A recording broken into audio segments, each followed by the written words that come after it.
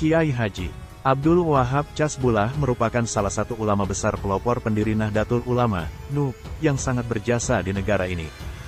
Beliau merupakan orator ulung, ahli politik, pejuang dalam memperjuangkan kemerdekaan Republik Indonesia. Kiai Haji Abdul Wahab Casbullah atau yang biasa dipanggil dengan Mbah Wahab lahir di Jombang, tanggal 31 Maret tahun 1888 M. Beliau merupakan putra pasangan Kiai Haji Hasbullah Said, pengasuh pesantren Tambak Beras Jombang, Jawa Timur, dengan Nyai Latifah. Kiai Haji Abdul Wahab Casbullah berasal dari keturunan Raja Brawijaya keempat dan bertemu dengan silsilah Kiai Haji Hashim Asy'ari pada Kiai Abdus Salam, Kiai Soihah bin Abdul Jabar bin Ahmad bin Pangeran Sumbu bin Pangeran Benowo bin Jaka Tingkir, Mas Karebet bin Lembu Peteng bin Brawijaya V, Raja Majapahit ke-7. Pada tahun 1914 M, Kiai Haji Abdul Wahab Casbullah menikah dengan putri Kiai Musa yang bernama Nyai Maimunah. Sejak itu, beliau tinggal bersama mertua di Kampung Kertopaten, Surabaya. Namun pernikahan dan membina rumah tangga ini tidak berlangsung lama. Istrinya meninggal sewaktu mereka berdua menjalankan ibadah haji pada 1921 M. Sepeninggal Nyai Maimunah, beliau menikah lagi dengan Nyai Alawiyah, putri dari Kiai Haji Alwi Tamim. Dari pernikahan ini beliau dikaruniai seorang putri bernama Nyai Hadijah, yang kemudian menikah dengan Kiai Abdul Muin dari Bangil. Dan Nyai Hadijah meninggal pada tahun 1987. Masih dalam pernikahan dengan Nyai Alawiyah, beliau menikah lagi di Jombang dengan seorang perempuan bernama Nyai Rahmah, putri Kiai Abdus Syukur. Akan tetapi pernikahan dengan Nyai Rahmah ini tidak berlangsung lama. Beliau bercerai dan tidak mempunyai putra. Kemudian beliau menikah lagi ketiga kali, kemudian bercerai, dan tidak mempunyai anak. Sewaktu melaksanakan ibadah haji tahun 1920 kilo Henry, Abdul Wahab Casbullah menikah dengan Nyai Asna binti Said asal Surabaya dan memiliki putra bernama Najib, meninggal tahun 1987 M. Setelah itu, beliau menikah dengan Nyai Fatimah binti Burhan, tetapi tidak dikaruniai putra. Sebelum disunting Kiai Haji Abdul Wahab Casbullah, Nyai Fatimah telah mempunyai putra bernama Ahmad Saicu. Kiai Haji Abdul Wahab Casbullah kembali menikah dengan Nyai Fatimah binti Ali asal Mojokerto dan Nyai Askanah binti Muhammad Idris dari Sidoarjo. Dari kedua istri tersebut beliau juga tidak dikaruniai putra. Selanjutnya, Kiai Haji Abdul Wahab Casbullah menikah dengan Nyai Masmah, sepupu Nyai Asna binti Said, dan mempunyai seorang putra bernama Moh Adib. Sepeninggal Nyai Masmah, beliau menikah lagi dengan Nyai Aslihah binti Abdul Majid asal Bangil, Pasuruan dan mempunyai dua putri, Jumiyatin dan Muktamaroh. Nyai Aslihah meninggal pada tahun 1939 M. Kemudian beliau menikah dengan Nyai Sadiyah, kakak Nyai Aslihah. Dari pernikahannya dengan Nyai Sadiyah, beliau mempunyai 5 putra, yaitu Mahfud Soh, Hisbiyah, Munjidah, Mu Hasib, dan Mu Rokib. Kiai Haji Abdul Wahab Casbullah wafat di Jombang pada usia 83 tahun, atau tepatnya pada tanggal 29 Desember tahun 1971 M. Dan dimakamkan di Komplek Pesantren Bahrul Ulum Tambak Beras, tepatnya di sisi barat Desa Tambakrejo, Kecamatan, Kabupaten Jombang. 43 tahun kemudian, tepatnya pada tanggal 7 November tahun 2014, Kiai Haji Abdul Wahab Casbullah bersama dengan Jamin Ginting, Sukarni Kartodiwirjo, dan Hari Muhammad Mangundiprojo diangkat sebagai pahlawan nasional Indonesia oleh Presiden Joko Widodo. Masa pendidikan Kiai Haji Abdul Wahab Casbullah dari kecil hingga besar banyak dihabiskan di pondok pesantren. Selama kurang lebih 20 tahun, beliau secara intensif menggali pengetahuan keagamaan dari beberapa pesantren. Karena tumbuh di lingkungan pondok pesantren, mulai sejak dini beliau diajarkan ilmu agama dan moral pada tingkat dasar. Termasuk dalam hal ini tentu diajarkan seni Islam seperti kaligrafi, hadrah, barjanji, diba, dan solawat. Kemudian tidak lupa diajarkan tradisi yang menghormati leluhur dan keilmuan para leluhur, yaitu dengan berziarah ke makam-makam leluhur dan melakukan tawasul. Beliau dididik ayahnya sendiri cara hidup, seorang santri, seperti salat berjamaah, dan sesekali dibangunkan malam hari untuk salat tahajud. Kemudian Kiai Wahab membimbingnya untuk menghafalkan juz, amma, dan membaca Al-Quran dengan tartil dan fasih. Kemudian beliau dididik mengenal kitab-kitab kuning, dari kitab yang paling kecil dan isinya diperlukan untuk amaliyah sehari-hari. Misalnya, kitab Safinatun Najah, Fathul Qorib, Fathul Muin, Fathul Wahab, Muhatsab dan Al-Majmu. Kiai Wahab Hasbullah juga belajar ilmu tauhid, tafsir, ulumul Quran, hadis, dan ulumul hadis. Kemauan yang keras untuk menimba ilmu sebanyak-banyaknya tampak semenjak masa kecilnya yang tekun dan cerdas memahami berbagai ilmu yang dipelajarinya. Selama 6 tahun awal pendidikannya, beliau dididik langsung oleh ayahnya. Baru ketika berusia 13 tahun, Kiai Wahab Hasbullah mengembara untuk menuntut ilmu. Maka beliau belajar dari pesantren ke pesantren lainnya. Di antara pesantren yang pernah disinggahi Wahab Hasbullah adalah sebagai berikut. Pesantren Langitan Tuban, Pesantren Mojosari, Nganjuk, Pesantren Cempaka, Pesantren Tawangsari, Sepanjang, Pesantren Kademangan Bangkalan, Madura di bawah asuhan Kiai Haji Kholil Bangkalan, Pesantren Branggahan, Kediri, Pesantren Tebuireng, Jombang di bawah asuhan Kiai Haji Hashim Asy'ari. Khusus di pesantren Tebuireng, beliau cukup lama menjadi santri. Hal ini terbukti, kurang lebih selama 4 tahun, beliau menjadi lurah pondok, sebuah jabatan tertinggi yang jarang didapatkan oleh seorang santri dalam sebuah pesantren. Menjadi lurah pondok adalah sebagai bukti kepercayaan kiai dan pesantren kepada santri. Setelah lama belajar ke berbagai pesantren, seperti halnya kebanyakan santri Nusantara saat itu, Kiai Haji Wahab Hasbullah pada umur 27 tahun juga memperdalam keilmuannya, terutama ilmu agama di Makkah. Beliau belajar di kota suci ini selama kurang lebih 5 tahun. Di Makkah, beliau bertemu dengan ulama terkemuka dan kemudian berguru pada mereka. Di antara guru-gurunya selama di Makkah adalah sebagai berikut. Kiai Haji Mahfuz Termas, Kiai Haji Muhtarom Banyumas, Syekh Ahmad Khotib Minangkabau, Syekh Said Al-Yamani, Syekh Ahmad Abu Bakri Sata.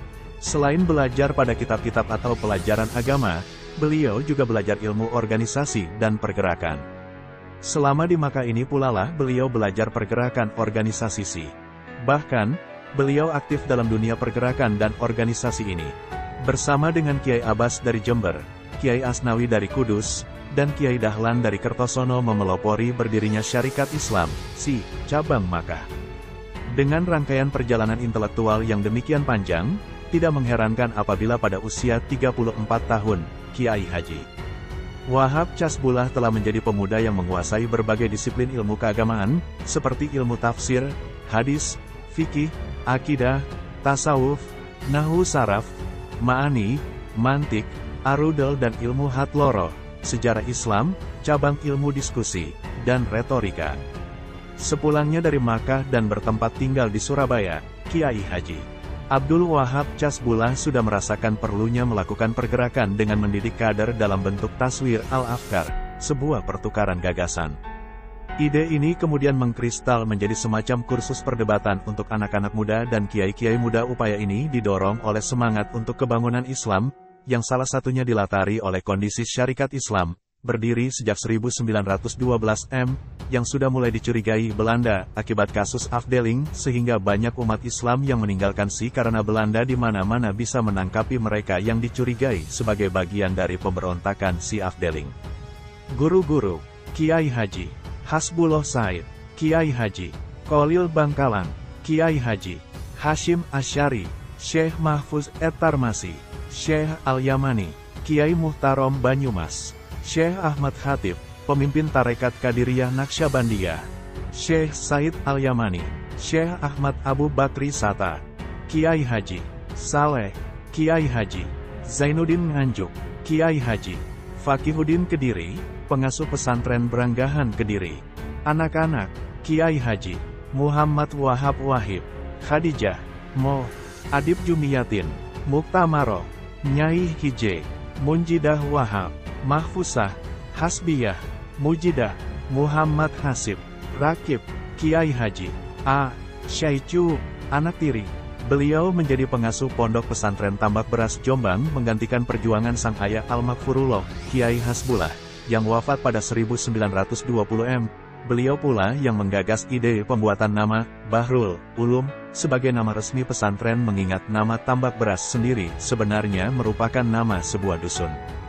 Selain itu, Kiai Haji Abdul Wahab Casbullah juga merupakan tokoh yang merekonstruksi sistem pendidikan di pesantren Bahrul Ulum dengan mendirikan Madrasah Ibtidaiyah Islamiyah Al-Quran 1959 m, yang merupakan madrasah pertama dalam sejarah pondok pesantren Bahrul Ulum Tambak Beras, sebelum sistem tersebut dimodifikasi oleh Kiai Haji Abdul Fattah Hashim tatkala menjadi pengasuh pondok pesantren Bahrul Ulum. Atas perjuangan dari Kiai Haji Abdul Wahab Casbullah diangkatlah nama beliau sebagai nama salah satu universitas di lingkungan pondok pesantren Bahrul Ulum, yaitu UNWAHA, Universitas Wahab Hasbullah, yang merupakan metamorfosis dari Staibu dan Stimikbu. Selain itu, pada peringatan Hail Al-Makfurullah Kiai Haji Abdul Wahab Casbullah ke-43 pada tahun 2014 dicanangkan pula event Kiai Haji A. Wahab Casbullah Award 2014 oleh Pondok Pesantren Bahrul Ulum Tambak Beras Jombang. Kiai Haji Abdul Wahab Casbullah berpandangan bahwa pendidikan tidak harus dilakukan di pesantren, tapi bagaimana agar mendidik anak bisa dilakukan dimanapun dan sesuai dengan yang dibutuhkan oleh masyarakat. Akan tetapi, bukan berarti pendidikan pesantren dilupakan. Oleh karenanya, selain melakukan pendidikan di pesantren Bahrul Ulum Tambak Beras Jombang, juga melakukan pendidikan di luar pesantren yang ditujukan untuk kalangan umum dan terpelajar dengan mendirikan kelompok diskusi bernama Taswirul Afkar. Melalui Nahdlatul Watan, beliau juga telah berhasil mendirikan beberapa sekolah di berbagai daerah, antara lain Sekolah Madrasah Ahlul Watan di Wonokromo, Sekolah Madrasah Farul Watan di Gresik, Sekolah Madrasah Hidayatul Watan di Jombang, Sekolah Madrasah Kitabul Watan di Surabaya. Kiai Haji Abdul Wahab Casbullah merupakan salah satu bapak pendiri NU.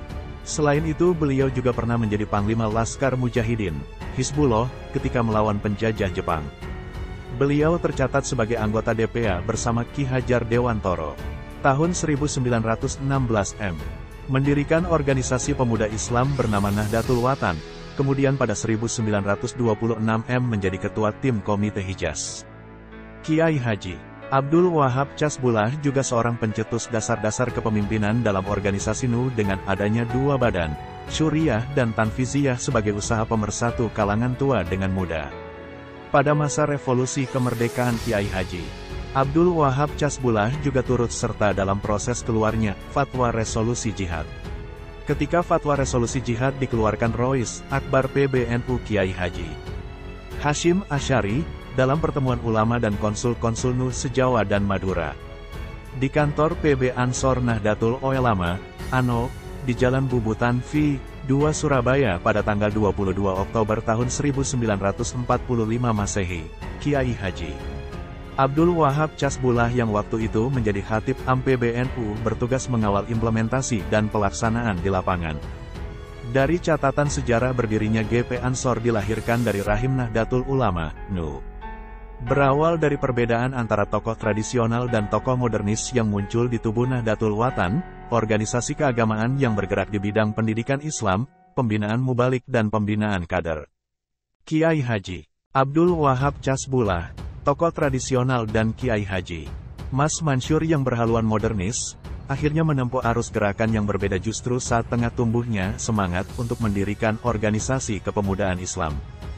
2 tahun setelah perpecahan itu, pada 1924 m, para pemuda yang mendukung Kiai Haji Abdul Wahab Casbullah yang kemudian menjadi pendiri NU membentuk wadah dengan nama Syubanul Watan, Pemuda Tanah Air. Organisasi inilah yang menjadi cikal bakal berdirinya Gerakan Pemuda Ansor setelah sebelumnya mengalami perubahan nama seperti Persatuan Pemuda NU, PPNU, Pemuda NU, PNU, dan Anshoru Nahdlatul Ulama, ANO. Nama Ansor ini merupakan saran Kiai Haji Abdul Wahab Casbulo, ulama besar sekaligus guru besar kaum muda saat itu, yang diambil dari nama kehormatan yang diberikan Nabi Muhammad SAW kepada penduduk Madinah yang telah berjasa dalam perjuangan membela dan menegakkan agama Allah. Dengan demikian, Ano dimaksudkan dapat mengambil hikmah serta tauladan terhadap sikap, perilaku dan semangat perjuangan para sahabat Nabi yang mendapat predikat Ansor tersebut. Gerakan Ano harus senantiasa mengacu pada nilai-nilai dasar sahabat Ansor, yakni sebagai penolong, pejuang dan bahkan pelopor dalam menyiarkan, menegakkan dan membentengi ajaran Islam. Meski Ano dinyatakan sebagai bagian dari NU, secara formal organisatoris belum tercantum dalam struktur organisasi NU. Baru pada Muktamar NU ke-9 di Banyuwangi, tepatnya pada tanggal 10 Muharram 1353 atau tanggal 24 April tahun 1934 Masehi, Ano diterima dan disahkan sebagai bagian Departemen Pemuda NU. Dimasukkannya Ano sebagai salah satu departemen dalam struktur kelembagaan NU berkat perjuangan kiai-kiai muda seperti Kiai Haji Mahfud Siddiq, Kiai Haji Wahid Hashim, Kiai Haji Dahlan Kertosono, Kiai Thohir Bakri dan Kiai Abdullah Ubaid serta dukungan dari ulama senior Kiai Haji Abdul Wahab Casbulah. Sementara itu, peran Kiai Haji Muhammad Cusaini Tiwai terlihat pada masa pendudukan Jepang, di mana pada saat itu organisasi-organisasi pemuda diberangus oleh pemerintah kolonial Jepang termasuk Ano. Setelah revolusi fisik, tahun 1945 sampai tahun 1949 usai, tokoh Ano Surabaya, Kiai Haji Mo. Cusaini Tiwai, mengemukakan ide untuk mengaktifkan kembali Ano. Ide ini mendapat sambutan positif dari Kiai Haji Wahid Hashim Menteri Agama RI kala itu, maka pada tanggal 14 Desember tahun 1949 lahir kesepakatan membangun kembali Ano dengan nama baru, yakni Gerakan Pemuda Ansor, disingkat Pemuda Ansor, kini lebih populer disingkat GP Ansor. Pada saat pemimpin-pemimpin Islam mendapat undangan dari Raja Hijaz, Kiai Haji Abdul Wahab Casbulah lalu membentuk komite khilafat yang diberi nama Komite Hijaz, atas izin dari Kiai Haji Hashim Asy'ari. Kiai Haji A. Wahab Casbulah mendirikan Komite Hijaz sebagai bentuk respon atas proses Wahabisasi di Arab yang memberi pengaruh pada persoalan kebebasan beribadah sesuai dengan kepercayaannya. Komite ini kemudian mengirim delegasi sendiri ke Makkah Madinah. Komite Hijaz inilah yang kemudian melahirkan Jamiyah Nahdlatul Ulama, sehingga kehadiran NU tidak dapat dilepaskan dari perjuangan Kiai Haji Abdul Wahab Casbulah. Kiai Haji Abdul Wahab Casbulah adalah pengarang syair Ya Lal Waton, yang banyak dinyanyikan di kalangan Nahliyin. Lagu Ya Lal Waton dikarangnya pada tahun 1934 Kiai Haji Maimoen Zubair mengatakan bahwa syair tersebut adalah syair yang beliau dengar, peroleh, dan dinyanyikan saat masa mudanya di Rembang. Dahulu syair Ya Lal Waton ini dilantangkan setiap hendak memulai kegiatan belajar oleh para santri. Karir beliau menjabat Khatib Am PBNU saat NU pertama kali didirikan. Setelah Kiai Haji Hashim Asy'ari wafat, jabatan Rais Am dijabat oleh Kiai Haji Abdul Wahab Casbulah, menjadi anggota BPKNIP, Badan Pekerja Komite Nasional Indonesia Pusat. Menjadi anggota konstituante dan berkali-kali menjadi anggota DPR RI. Menjadi anggota Dewan Pertimbangan Agung atau DPA.